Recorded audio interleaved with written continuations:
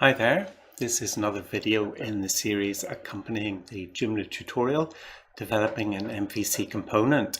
And in this step, we're going to be adding a map, and this is going to be used really to give us an understanding of how we build JavaScript into our Joomla website. So this is the sort of thing I'm going to be covering in this video. And we'll start with an overview of this step. Now, as part of this, there's various changes to our functionality, like adding in latitude and longitude and the fields for capturing those and displaying those, and allowing really the administrator to manage that data as well as all the other fields of the Hello World record. So all of that is pretty much what we've seen before.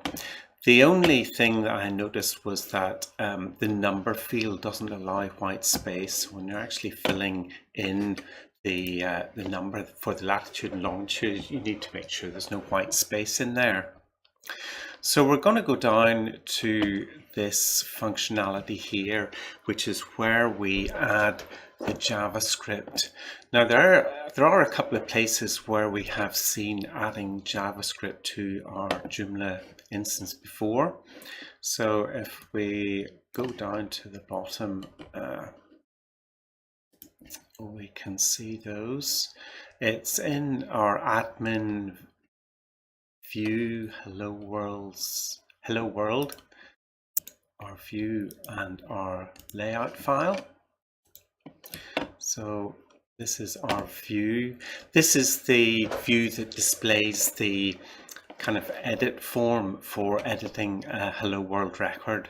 And if you go down to the bottom of this, you can see set document, add script here, and add script, where in the past we've added some JavaScript into our system there.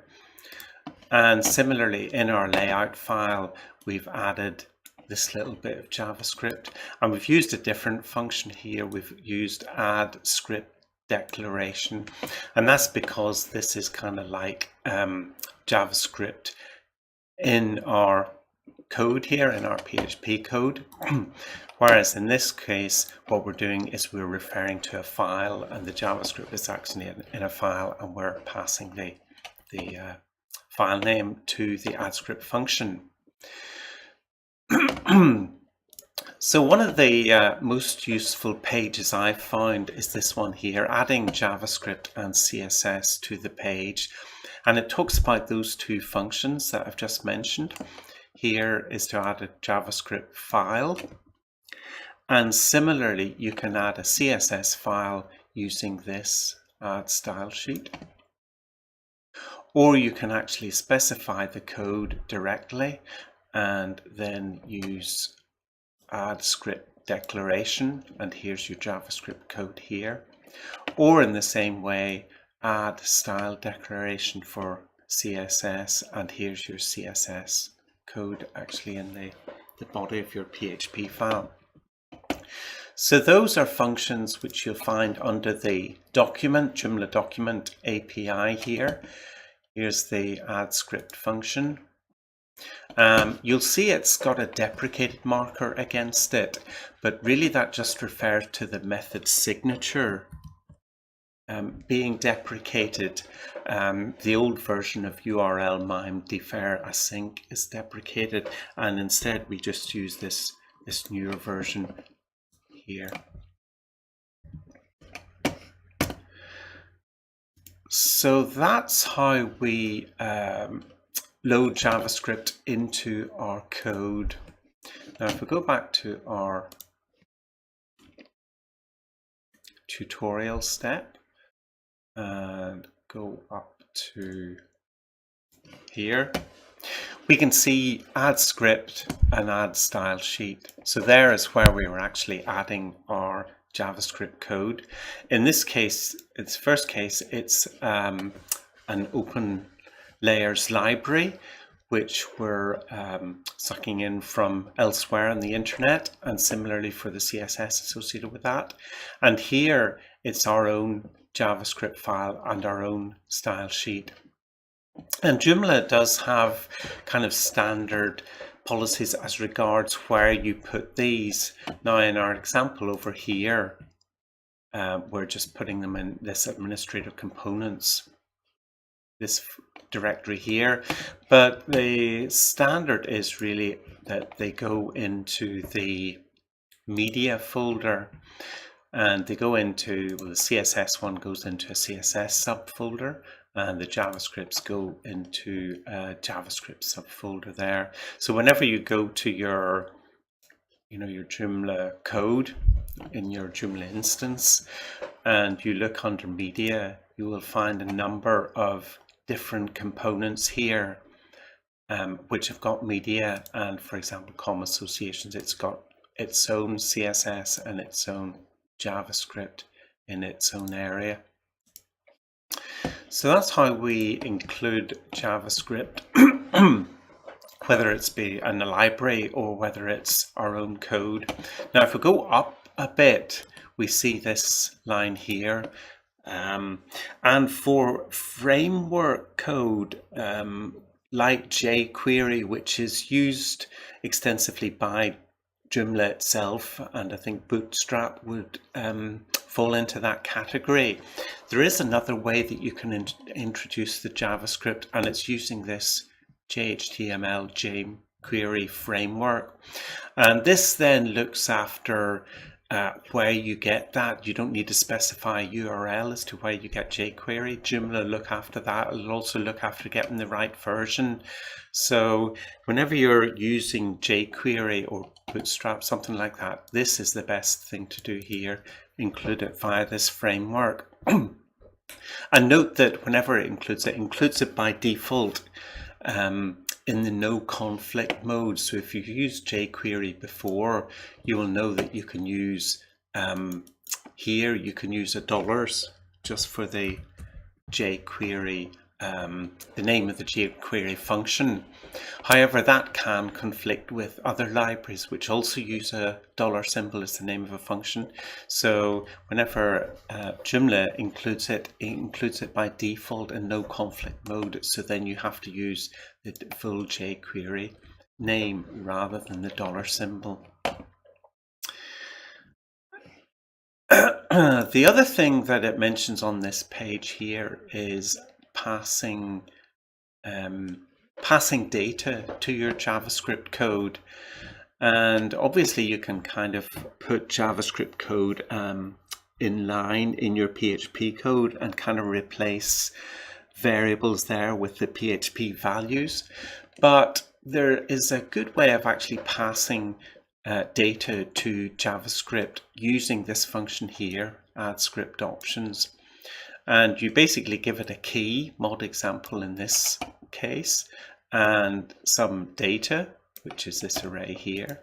And then in JavaScript, you can then pick that up by calling joomla.getOptions and specifying the same key, and that will get this data here. So we've used that in the code in the tutorial. We've called this function here from our view, get map params, which then translates into a call to get map params in our model. And in our model, we've created this array from the latitude, longitude, and greeting from the Hello World record. And we've just set the zoom to 10, as it were, hard-coded there. In a practical instance, you might want to make that configuration parameter. But we've created this little array of data here, and then we've returned that back here. And then this is what we have set to this params value, this params variable. And then we've used add script options with the key being params, and we've passed that data in. And then when we've got our code here, we've got our JavaScript variable params, and we've used the same key params and use that function to actually get the data back. And then we can use like params.longitude, params.latitude and all that sort of stuff in our JavaScript code. So that's really quite useful as a function there. Now there is another page on the Joomla docs which is adding JavaScript, and in this case it mentions 3 methods for embedding JavaScript into your code. So one is the add script declaration, which we've seen. You just pass in your bit of JavaScript. One is your add script, where you specify the file name. And the third is this script here. Now when you click on this, it points you to an old version of the API information, which really isn't relevant any longer. But this is a method of the HTML class, and if you put in something like this, Joomla API 3.8 HTML script, you would expect to find it, but there are a few problems associated with getting the links for the 3.8 API, and really this is the one we want here, which is HTML helper. And if we click on that, we've seen this underscore, HTML underscore, and this is the one we're talking about here, HTML script. And this, again, it's deprecated, but really the deprecation just refers to the signature, not to the functionality.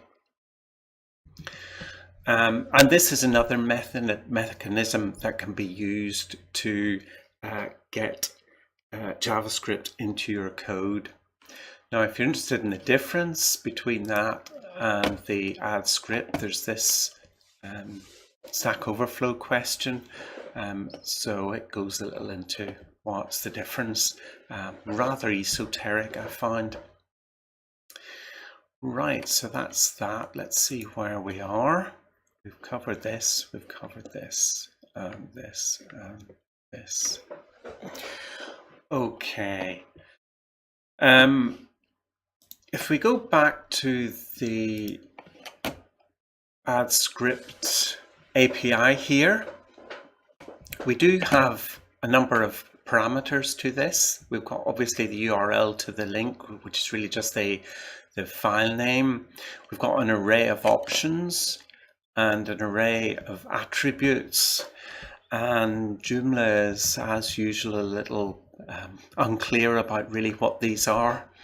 But really, you can look through the code and you can find that the attributes really just refers to the HTML attributes of the script tag. So if you specify some attributes here, Joomla will just take those. It will create the script tag, which will include your JavaScript, and it will put these in as attributes. These other options, version and conditional, I'm going to leave those and we'll look at those in a little later on. It says examples, but as far as I could see looking at the code, these were the only 2 options that were available. Right, so let's go back to the code. You'll notice that I've put these in a certain order, and really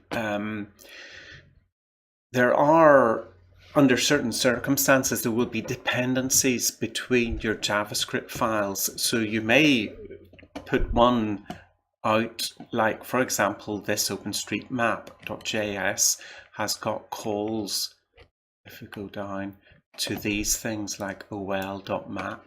So it is dependent upon the OpenLayers JavaScript file here, and really everything is dependent upon jQuery. So the order of I've put things in here are well, the jQuery's first, and then we've got the OpenLayers library, and then we've got our own code. Now you could actually change that around, and I want to just show you what happens. This is the actual live file, which is our view file. So it's not the kind of code base, the developer code base, this is the actual file. And we have got our add map here. So what I'm going to do is change this here, and whoops, I'll take it out of there and put it into here. Now, I'll not save that just yet, but I'll go to this is our front end, and this is just it working. So it's actually drawn the map, it's drawn a wee star where I've put the latitude and longitude. If I click on the star, it shows that hello world message. Now I'll go back and save this.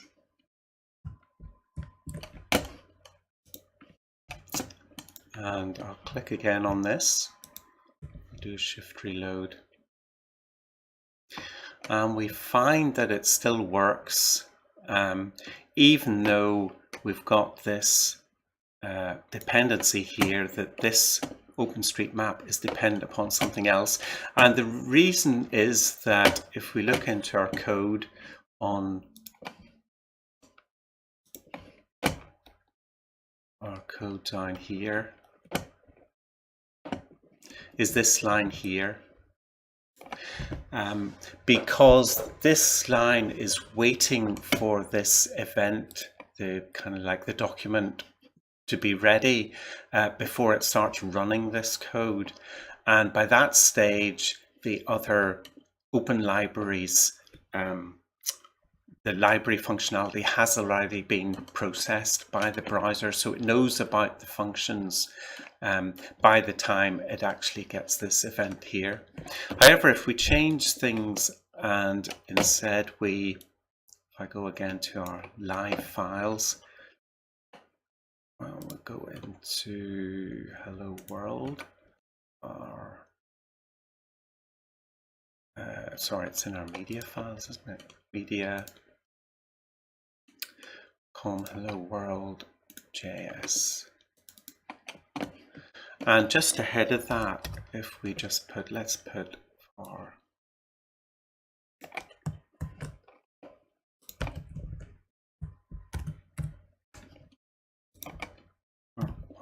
okay, and then we'll save that, and then we'll go in to our hello world and then press reload.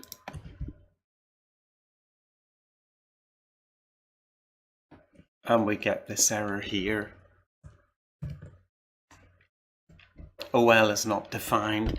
And the reason is that the order that we've specified this code is different from here. So what I've done in my example here, I've specified it so that it runs my script here before here. And it does mean that by the time that it's running this script, it hasn't got the OL definition from my library down here, and that's what's caused the problem. As I say, with this particular example, because in the code I'm really waiting for this here, it doesn't really matter. So I'll just turn that back.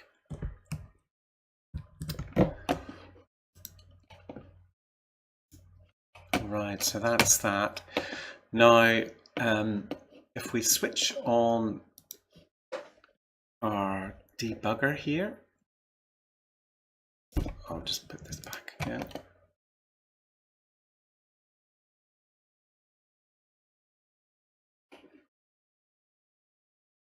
And we look at inspector.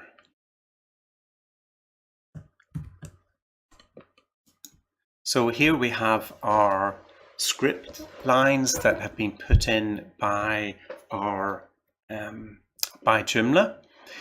Here we have our OpenStreetMap.js, and here we have our library ol.js. And you notice that the order that they appear is the same as the order that they're specified in the in our Joomla code, and Joomla guarantees that it will output the scripts in the same order that we specify them there. So it's kind of like a first in, first out buffer. Now I said that there were a couple of other options in that API, and I just wanted to highlight a couple of things here. So this, for example, is a conditional link. So that really comes about from, if we go back to the API, from setting this array here. So if we set this sort of conditional less than I equals 9, i.e. that the user has got a browser, he's using Internet Explorer with a version less than 9, that it will then run that particular script. So if we go back, that's that there.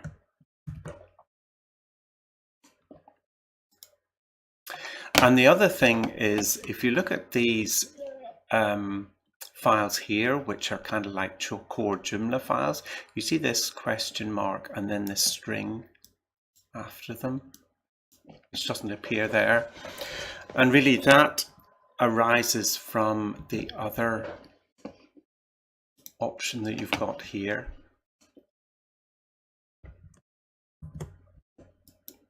This one here, version equals auto. And what Joomla does there, it appends that question mark and adds kind of like a media version to the URL. So it can still find the file okay, but it passes that additional parameter sort of thing. And every time that you install a new version of something like an extension or other, it will change that media number. And that means that if you're changing your JavaScript or anything like that, then a new number comes down to the browser, and the browser will then not use any JavaScript that is in the cache. Usually it would just use JavaScript in the cache and not bother going to retrieve it again from a URL. But by adding that media version into the URL, Joomla forces the browser to do a new lookup, and it changes that whenever you install a new say extension. So for example, let's try that. If you remember, this one here is something that begins 9962, and what we'll do is we'll go and we'll install the other version, which is associated with the Google Maps.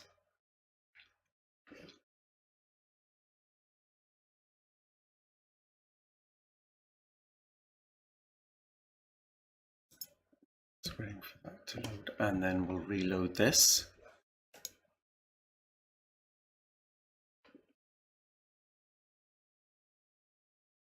And there it's loaded the Google Map version. And then if we again look at down here, you can see there's a different number there. So that means that, as I said, Joomla has forced the browser to get that file again.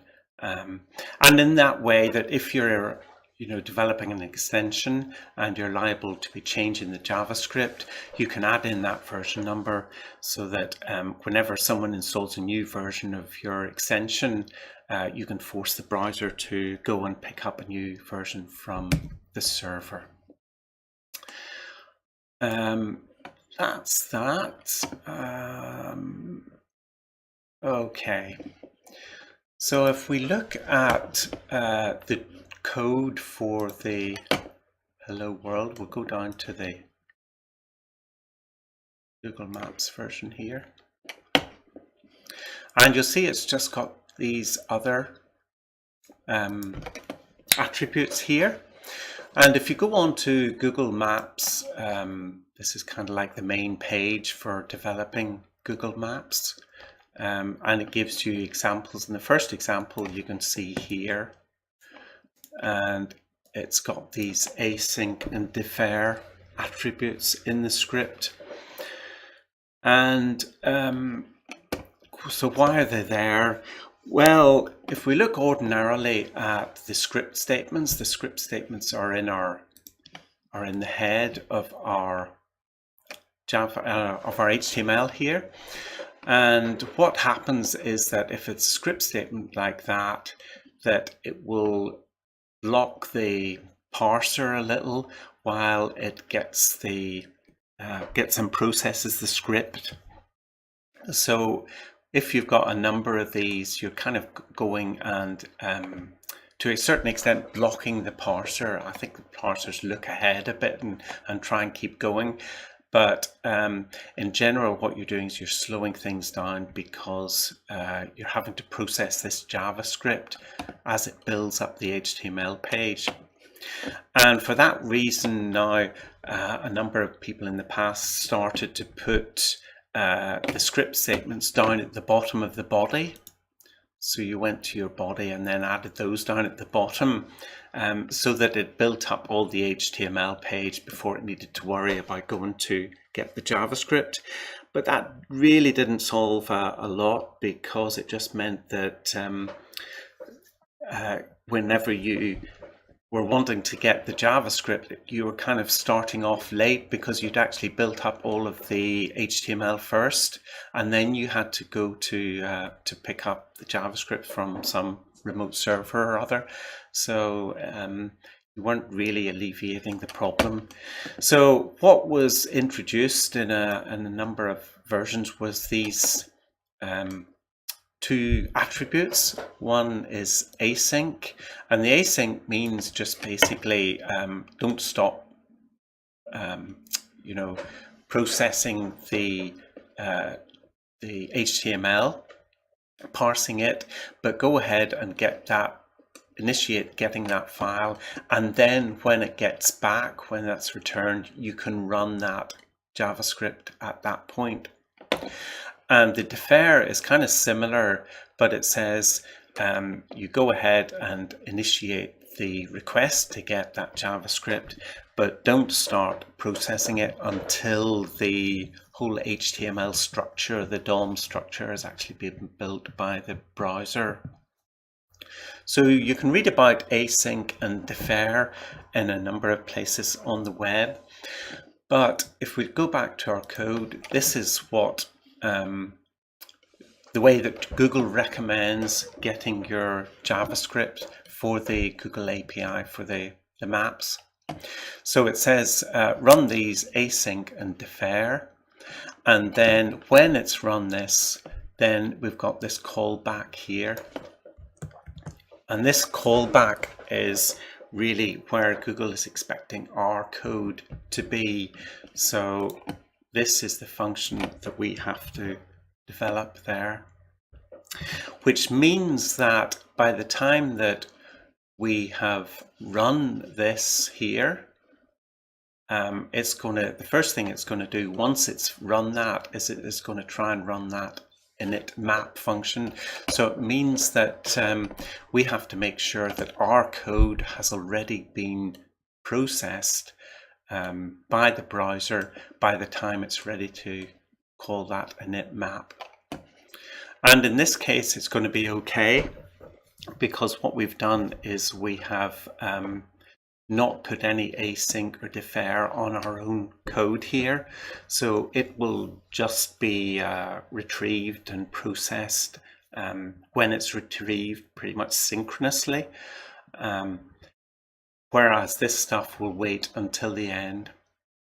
However, what we can do is we can change our code. This is just saying my OpenStreetMap code has been changed back to normal, and this is our view code, which has been now changed to use the Google Maps stuff. This is my Google Maps code. So what I'm going to do is I'm just going to add this line here, part of a line, to my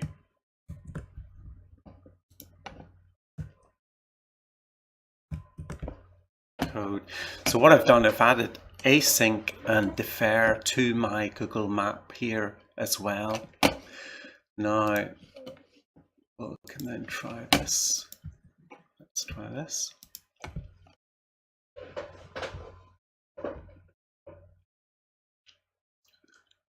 So that actually worked okay.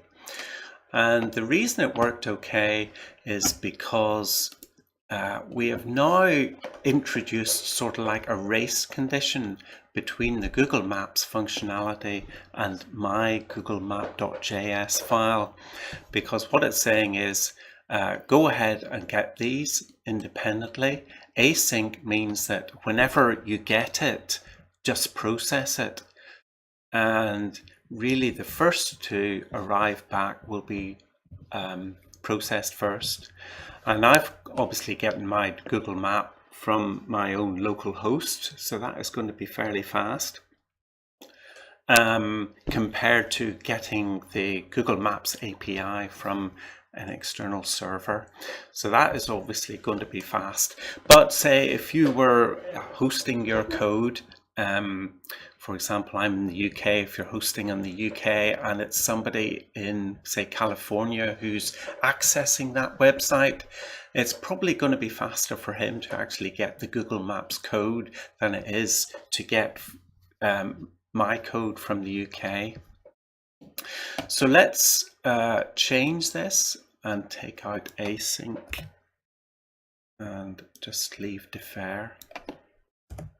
Now async means that it doesn't really matter which gets processed first. So the first one to arrive in, the browser will evaluate that JavaScript.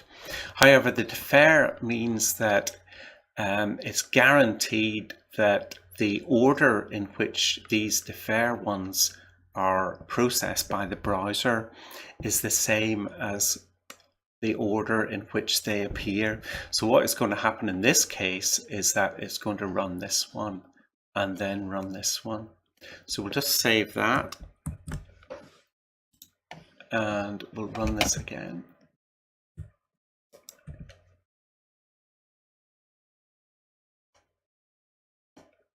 And we'll click on console. And lo and behold, what we find here, init map is not a function. And that is because it has processed the Google Maps functions, the Google Maps JavaScript. It's completed that, and the next thing it does is then calls this callback. And by that stage, this Google Map.js, my own code, hasn't actually been processed. So the browser doesn't know about init map in my my code. So that, I think, is all I really wanted to say about that. The main advantage of these async and defer are in terms of performance. So you can kind of delay getting the JavaScript processed until later. You can kick off getting them downloaded, but you don't have to process them until later. So you can actually build up the web page and do a lot more work and get things ready faster if you use something like defer. Right. So if you're interested in learning a bit more about the two mapping libraries we've got on this site, there are a couple of sites where you can go.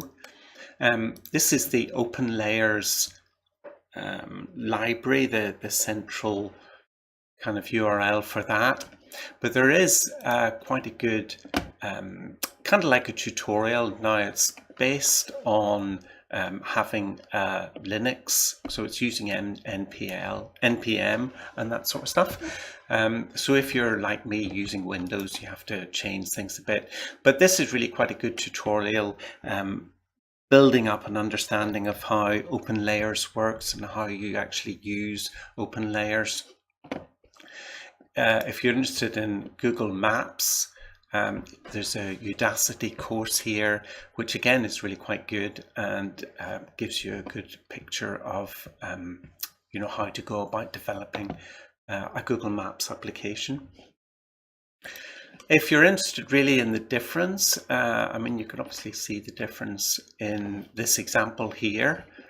Probably the Google Maps code is a bit more easy to understand. It's a bit more accessible than the kind of like the open layers code. Google Maps, however, just gives you access to the map tiles. So the map tiles are really, oops, I've lost this. But the map tiles are really just the 256 by 256 little pictures of a section of a map. Whereas with OpenStreetMap and OpenLayers, you can actually get at the underlying structures. So what is a road? You can get a road as being a series of points with various parameters defining what road it is and this sort of stuff. And all of the underlying data then is available from OpenStreetMap. So I think that was about it. The only other thing I want to mention was that you can, if we clear this out a bit,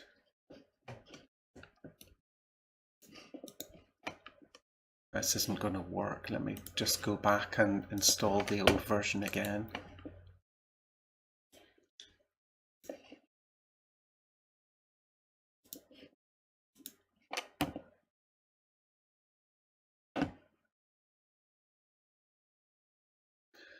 This is installing the Google Maps version. So if we click on it and click on that.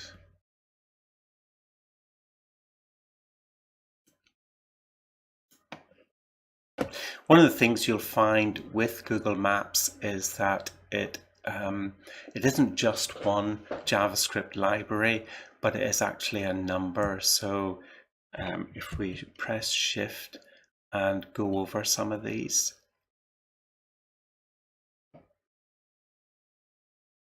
this is our JavaScript library down here. I'm not sure why it's got it in this particular order, but you can see that it's got a number of dependencies. So whenever you're running this JavaScript library for Google Maps, it's actually introducing a whole lot of these other JavaScript libraries that it's sourcing from Google. Okay, so let me just check. I think that's all that I was really wanting to cover. Hopefully you find it useful. Thanks for listening. Bye.